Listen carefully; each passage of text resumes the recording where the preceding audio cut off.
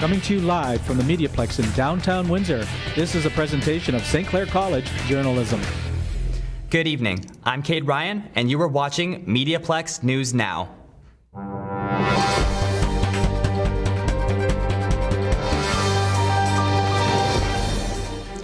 The top story today has to do with rodents and their shadows. Albert Sharp joins us live from Ford City, and we're not sure whether he saw his shadow or not. Albert? Thank you, Cade. Up north, the groundhog reports no shadows in sight, meaning an early spring. But we're not in Wyerton. Now, I'm no rodent, so I'm not a master at shadow spotting. But Pupperton Peter right here hasn't seen a thing in Windsor. Admittedly, that's probably a good thing. Perhaps we should leave it to Wyerton Willie to tell us what to expect.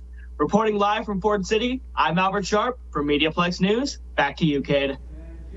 Bell Let's Talk Day was on January 28th. Jessica Tatton tells us what was different about the fundraiser this year due to the pandemic. It's Bell Let's Talk time, but this year is a little different. With COVID-19 still prominent in our communities, Bell has created an alternative way of fundraising for mental health awareness. Did you know that watching me water this plant supports mental health? For every text, call, tweet, Facebook frame, Snapchat filter, or TikTok video using hashtag BellLet'sTalk, 5 cents will be donated towards mental health initiatives in Canada. St. Clair College has promoted Bell Let's Talk and provides mental health counseling to students virtually. Greg Lowry is a registered psychotherapist and mental health counselor for St. Clair College. He says that St. Clair has always provided alternatives. I think that this was a good way to start something that's been around but maybe hasn't been used as much. The pandemic really forced our hand to start using that. It was there. Virtual counseling's been around for a while, and using web-based chat forums or telephone to do counseling sessions has been there, but it hasn't been required. Now it's been required. People are getting used to it, and it gives another means. The fundraiser gained over 159 million social media interactions and raised over $7 million for mental health organizations in Canada. Bell Let's Talk focuses on 4 key pillars: fighting the stigma, improving access to care, supporting world-class research, and leading by example in workplace mental health. I'm Jessica Tatton, and you're watching MediaPlex News Now.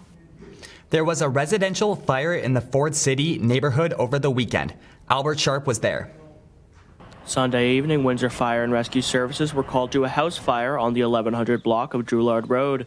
The fire started in the back of the building, eventually reaching the roof, and left behind over $475,000 in damages. Neighbor Jillian Gonzalez was among the locals watching the incident. I came out and it was steaming. I mean, like billowing smoke from the back. Fortunately, no one was injured. However, 6 residents were displaced. The fire department is still investigating the cause of the fire. For MediaPlex News, I'm Albert Sharp. Over 185 million people will be tuning into the Super Bowl this Sunday. Tristan Zuderveen tells us what Windsor businesses are doing to prepare. In light of the province-wide stay-at-home order, it seems as though takeout has taken over the dinner table, and game day is no exception. With bars and restaurants at risk of losing money this Super Bowl weekend, many have created special takeout offers. Rob Rosati, co-owner of the Dominion House Tavern, says the pandemic is not the only reason for the increase in takeout specials. I've noticed over the last several years the Super Bowl's become more of a house party. And so there's people that are married and they're going for the friends, and a lot of people want to listen to the commercials. But it definitely hurts us as a business that we don't have it this year. Last year, an estimated 12.5 million pizzas were ordered on game day in the United States alone.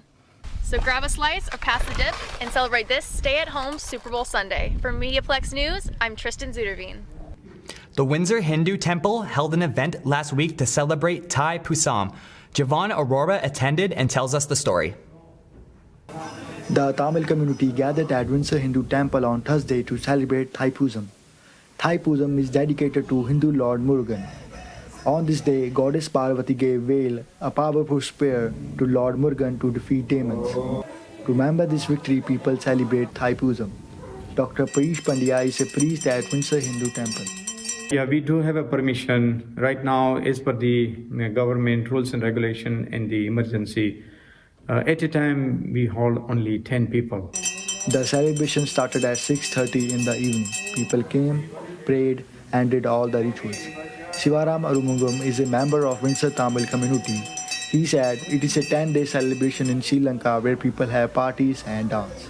Murugan really became like a god. He is a god and he wants to fight against the evil. The Tamil community celebrate this festival every year on January on full moon. For MediaPlex News, I am Jeevan Arora. Have you ever heard of Easter eggs in television and movies? I don't mean the delicious treat people enjoy from late March to April. Albert Sharp explains more in his production minute. Have you ever gone hunting for Easter eggs? No, not that kind. By Easter egg, I mean hidden details, clues, or references within a piece of media.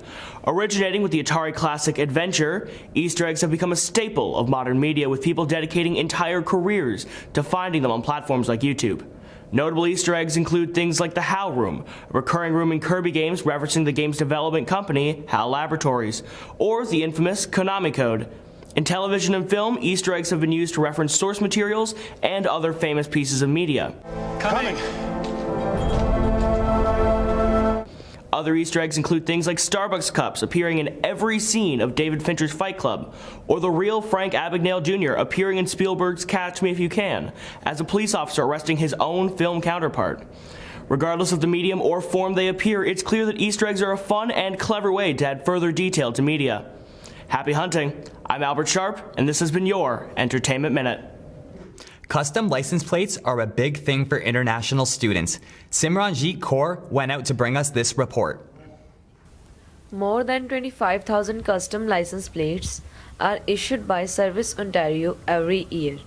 It is an increasing trend among international students as they have enthusiasm to buy custom plates after coming to Canada. Navdeep Singh Sidhu is an international student. Yeah, when we come here and see people having their custom plates, and we really like that. And this, you can see, like, this is a name of my niece that I love very much, and so I have this like for her. Arshpreet Singh is another international who buys his unique name as a custom plate. I always wanted to get a custom plate back in India. So when I came here, I bought a custom plate because it's my Instagram handle and it's my nickname as well. Custom plates are now a status symbol among international students. I am Simranjit Kaur reporting for MediaPlex News. Shoppers were out in force at the downtown Windsor Farmers Market. Zachary Balog brings us this report. The downtown Windsor holiday market is in full swing, and many came out to support local small businesses this past weekend. Items such as dog treats, popcorn, and farm fresh veggies were on full display. Stephanie Sweet of What's Poppin' Popcorn said this was the perfect opportunity to sell their product. A lot of our outdoor festivals that we would attend normally were canceled because of COVID, so this was just an opportunity for us to be out and to be selling our popcorn. According to the market's Facebook page, the Downtown Windsor Farmers Market is a non-profit farmers market that is run by the Downtown Windsor Community Collaborative and the Downtown Windsor Business Improvement Association. Delna Barella said this is really good for our community. The market's been pretty amazing. It's amazing to see everyone come out and bring their stuff.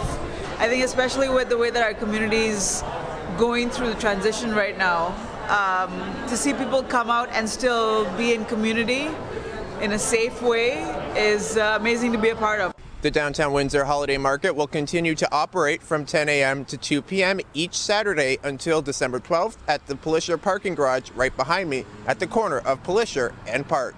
So come on down and grab yourself a waffle on a stick. For MediaPlex News Now, I'm Zachary Balog. Now on to weather. Outside of the MediaPlex, the sun is setting fast, and there is no way I am seeing my shadow. Let's have a look at our 3-day forecast. Wednesday, we can expect clearing skies and a high of 1. Thursday, there will be periods of snow and a high of 1. Friday, it cools down a bit with a high of -3 and a mix of sun and clouds. Simranjit Kaur gives us an insight of different ways people keep themselves entertained in India. Entertainment is an activity which holds the attention of the audience and gives delight and pleasure for many. It is the only source that people use during lockdown. Movies, songs, games, literature, comics, dance, magic, and theatre is all included in entertainment.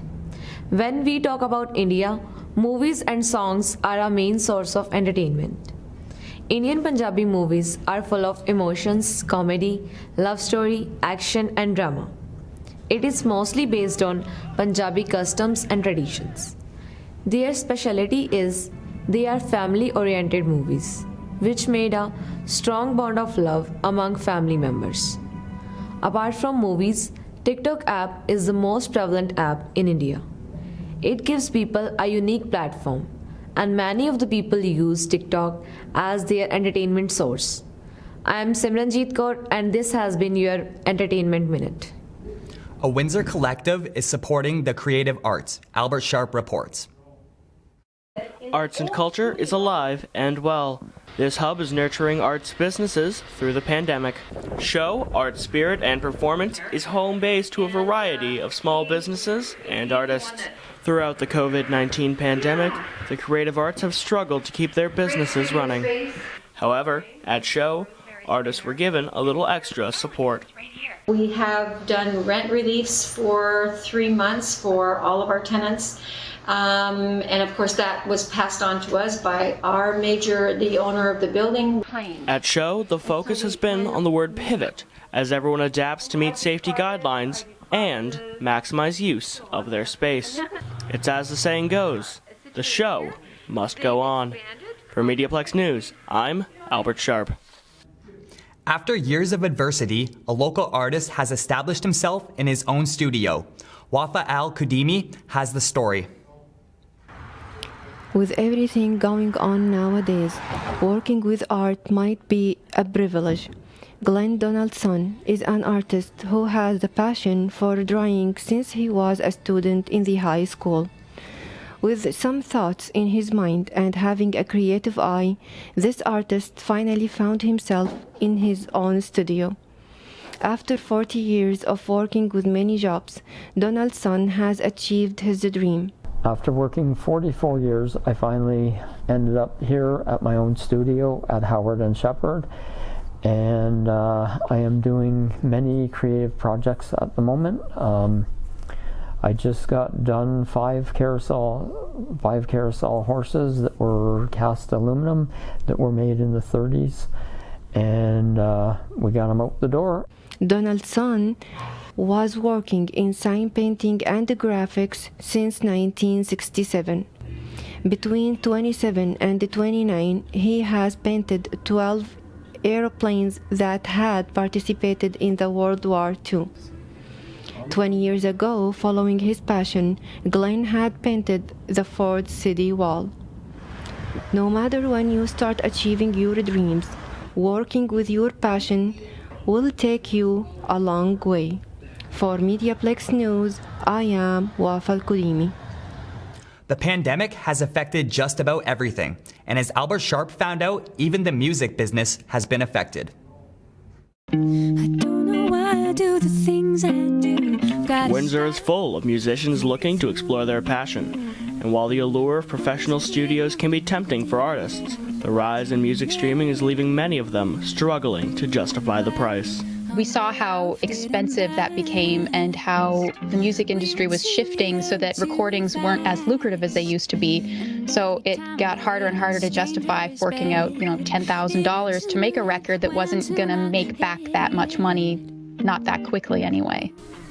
As a result, many have turned to recording independently so they can create without the pressure to make back their investment right away. First 2 albums that we did, we were paying about $30 an hour studio time.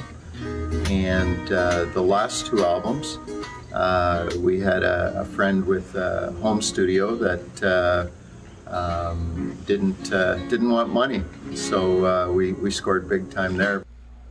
And while gear itself can be costly, artists advise to start simple and invest into your home studio over time.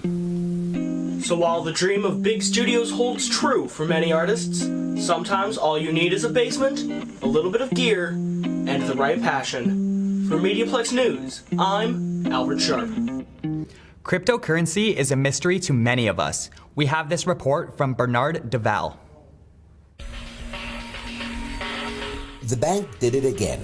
Raised their costs. Transactions take ages and cross-border transfers are riddled with regulations and hidden costs.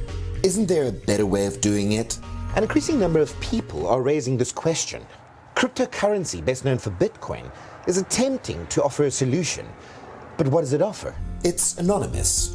Quick or quicker than online transactions. Operates on basically incorruptible software called blockchain. It's regulated by users and not the bank or government, and up to now, not taxed. Here in Windsor, Ontario, 3 different entrepreneurs specialize in the 3 different components of cryptocurrency. All 3 got into the space because of their frustration with the banking system. But mostly, they've entered the $700 billion industry, hoping their respective efforts will unearth a digital gold mine. Kevin Roy, a builder by trade, mines cryptocurrency as a hobby. Well, mining is working for a reward. You want to plug in as much hashing power as you have, send it towards a coin, and you get compensated in that currency. Ian France markets and sells a coin called ProCurrency, created for a developing online shopping platform. For a coin to truly be successful in a currency, it needs users, usability, and a purpose. Joshua Ndolo, a University of Windsor economics graduate, launched the company Amani. They use the open source technology that underpins all cryptocurrencies called blockchain. We allow for cross-border transactions between 2 parties, and it's very economical. It costs about $3 when a bank would take $80. Takes you about a day when a bank would take 3 to 4 business days. Dr. Muharrem Kanyev, University of Windsor Associate Professor of Law, has his reservations about the sudden rise of this trending, unregulated private currency. What advantages does a cryptocurrency offer an ordinary consumer, and what value proposition does it provide an ordinary consumer that an existing fiat or national currency does not have? Similar questions were asked of disruptive and mostly unregulated innovations such as Airbnb and Uber, taking a combined bite of almost $1 trillion out of their respective legacy industries. Will cryptocurrencies do the same to the banking system? Cryptocurrency is not the first private currency, and there's a reason why they vanished. Why did government get into the currency producing business in the first place? Government didn't get into this business because they wanted to get into this business or curb freedoms. They had to get into this business because there was too much economic uncertainty involved with private currencies in the past. If it bothers you, paying 40 cents for a cup of coffee in the morning and $4 that same afternoon, advocates for cryptocurrency won't just say you're getting it wrong. They'll say you're just not getting it.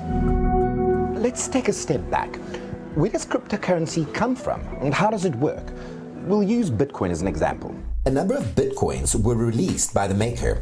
As the coins are traded, the transactions are encrypted onto a ledger.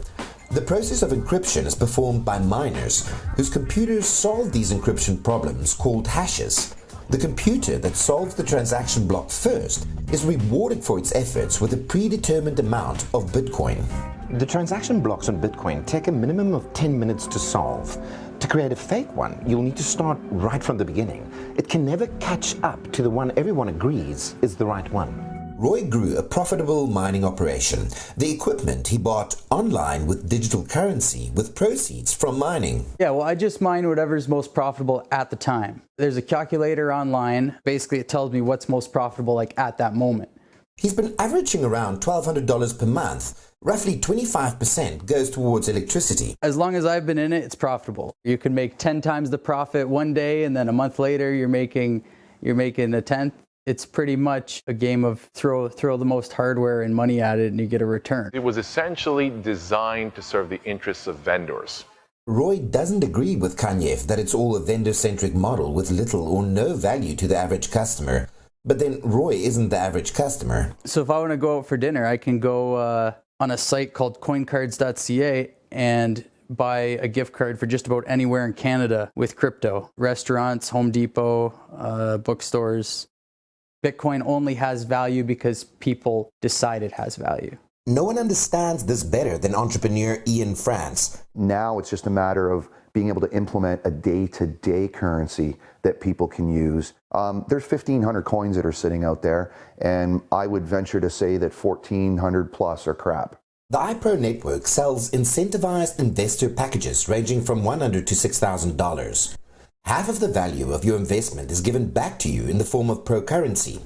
Investors are educated in how to open online storefronts where the Pro currency is slowly introduced in the form of a rebate system. They've combined this currency with the education to teach people to open their own stores, accept the coin as well, along with all the major retailers. So they've developed this ecosystem to keep people there utilizing the coin. The coin's success relies on mass buy-in. France realizes that for this to happen, he needs to forsake some of his libertarian leanings. I believe that some sort of centralization, some form of regulations will benefit the actual overall digital currency industry. In the long term, the problem that might arise in a scenario where online storefronts only accept Pro currency is monopolization, where the store is the bank, is the user's online wallet and exchange. Are we simply exchanging one set of intermediaries with another? All cryptocurrencies are trying to become more consumer-centric. A central characteristic of technological development, however, is its unpredictability. There's a development of blockchain technology which is something quite apart from the cryptocurrency aspect. And I think that is what is going to have more staying power in the long run. The potential of this digital innovation was embraced by Joshua Ndolo, a Kenyan national who came to the University of Windsor on an athletics scholarship to study economics. There was no easy way of transferring money to and from Africa. So I said, why not just try and build an app by myself with my friends? And that led to Amani. Clients have jumped at the chance of doing cheap blockchain-supported transactions on their platform. Ndolo acknowledges that cryptocurrencies are currently a speculative and dangerous trend. Because if you have so many people buying into this trend, buying into this craze, you inflate the price, and that could lead to a lot of misfortune. For someone in the Western world who's lived in an environment where the financial system actually works and is functional, but not see the necessity for a new way of doing finance. It might very well be a marginalized economy that paves the way towards global adoption of cryptocurrencies. So I think you'll have a lot of countries that have been left back due to their access to financial instruments. It could be a mass movement. It could be an economy that adopts it and does really well, and others look up to it and say, well, they're doing really well over there. Why don't we adopt it over here so that we can keep up or learn from them? Kanyef is concerned about the absence of consumer protections. If a vendor refuses to reverse a transaction, I can call my credit card company, they can reverse the transaction, they can help protect my interests. If I'm buying something with cryptocurrency, I'm essentially sending cash in the mail. And I don't necessarily know who I'm doing business with. But to Ndolo, that's exactly the purpose of peer-to-peer self-regulation. So anybody who's unethical, anybody who's immoral, performing transactions, will all be able to spot you and maybe stop doing business with you. Until now, the banks have been doing that. They would check who was fraudulent, they would check all this stuff, but now they don't need to. We can do it for ourselves. The anonymity and absence of a central regulator are what make investing and using cryptocurrency attractive. It's not impossible that this libertarian utopia can come crashing down in the wink of an eye. If this becomes more widespread, and if this looks like that it's going to be a vehicle for tax evasion or excessive tax avoidance, then governments will become involved. The nature of the internet and blockchain is open source and self-regulated, instantaneously evolving sharing platforms. Their very existence is completely dependent on an inclusive and active participatory user community. Out of these reciprocal interactions, a consensus is reached on the value of cryptocurrency. Despite looming legislation and extreme fluctuations in the value of cryptocurrency, there is money to be made, whether mining, trading, or buying shares in cryptocurrency businesses.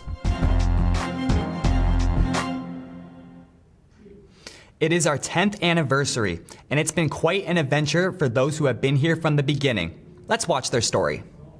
The MediaPlex was a dream. Once we developed our new curriculum for the journalism program, we needed a building, a place to deliver it across all platforms. The college told me, find a building. The mayor, Eddie Francis at the time, called and said, I've got a building and the college can have it for $1. The college agreed, but we had no money. So some friends and expert grant writers, Amanda Gelman, Bob Williams and Ed Agnew, they found a grant from the Harper government for millions. And she said, we got the $5 million to build the MediaPlex. Well, the good news was we got the $5 million. The bad news was we only had about 10 months in order to build and complete and spend all that money. Dave Harrison came to me and said, hey, we're looking at putting together a proposal for what we call the MediaPlex. Can you design a newsroom for us? I was the first class that came through the doors here at the MediaPlex. I had first graduated from the University of Windsor with a communications degree, and my goal was to go and work at the Windsor Star. Unfortunately, I didn't have the hands-on skills or the portfolio. I happened to meet Veronique, and she talked all about the MediaPlex opening. So I went out, I got myself a pink hard hat and a pair of boots, and every Friday morning I turned up with 24 donuts for the workers. And needless to say, things went pretty smoothly after that. Our faculty here were so excited because they knew that this was going to be a game changer for us and for our students. The remarkable thing about the MediaPlex is what we're able to do here. We're live on Kojiko every Tuesday night. We have a game show, Headline Challenge. We've done federal elections, provincially and federally. So it's just the scope of material that we're able to accomplish out of this place. I think the most remarkable thing are the students. Watching them grow from their first year into second year. I'm now the coordinator of the public relations program, so of course this means a lot to me. I think that 8 years ago when this was added, it was a great program and a great fit.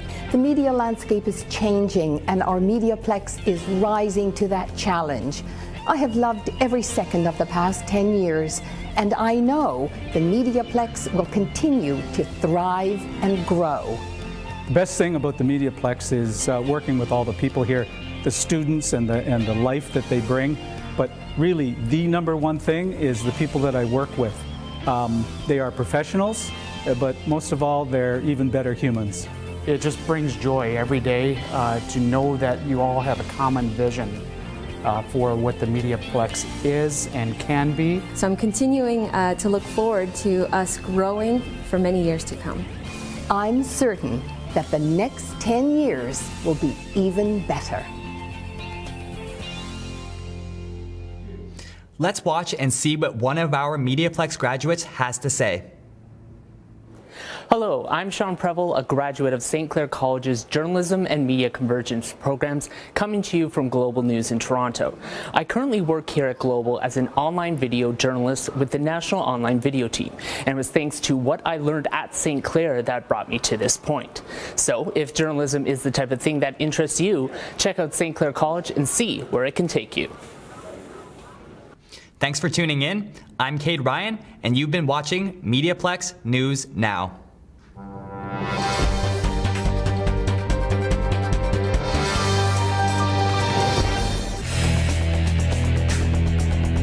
MediaPlex News Now is a production of the St. Clair College Journalism Program.